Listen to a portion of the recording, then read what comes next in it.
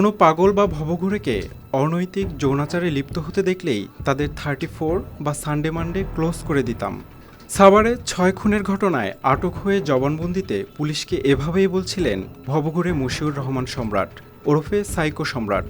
সাভার থানা পুলিশ জানায় সম্রাট পাগল নন, অতিরিক্ত নেশার কারণে তিনি কিছুটা মানসিক বিকারগ্রস্ত হয়ে পড়েছিলেন এবং মানুষ হত্যা করাই তার নেশায় পরিণত হয়। এছাড়া সম্রাট তার প্রকৃত নাম নয় এবং বাড়িও সাভারে নয়, অন্য কোনো স্থান থেকে তিনি সাভারে এসে বেছে নেন ভবঘুরে জীবন। বেশিরভাগ সময় সম্রাট রাত কাটায় সাভার বাস স্ট্যান্ড এলাকার মডেল মসজিদে। 2025 সালের 4 জুলাই আসমা বেগম নামের এক বৃদ্ধাকে হত্যার পর তিনি সাভার পৌর কমিউনিটি সেন্টারে পরিত্যক্ত ভবনে গড়ে তোলেন আস্তানা। এরপর থেকেই একের পর এক লাশ উদ্ধার হতে থাকে। ওয়ালটন বিএলডিসি ফ্যান, খরচ বাঁচে 65% পর্যন্ত। ওয়ালটন বিএলডিসি ফ্যান ছড়ায় স্বস্তির সবুজ হাওয়া। গেল 5 মাসে ওই ভবন থেকে 5টি লাশ উদ্ধার করা হয়। এ কারণে পুলিশের পক্ষ থেকে ওই সেন্টারে নিয়মিতভাবে নজরদারি চালানো হতো।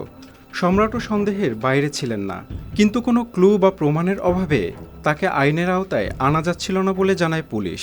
পরে সিসিটিভি ক্যামেরার ফুটেজ দেখে খুনের সঙ্গে সম্রাটের জড়িত থাকার বিষয়টি নিশ্চিত হয়। রোববার সন্ধ্যায় তাকে গ্রেপ্তার করা হয়। গতকাল সোমবার আদালতে দেওয়া স্বীকারোক্তিমূলক জবানবন্দিতে তিনি 6 খুনের সঙ্গে জড়িত থাকার কথা স্বীকার করেছেন। শহীদুল ইসলাম, RTV।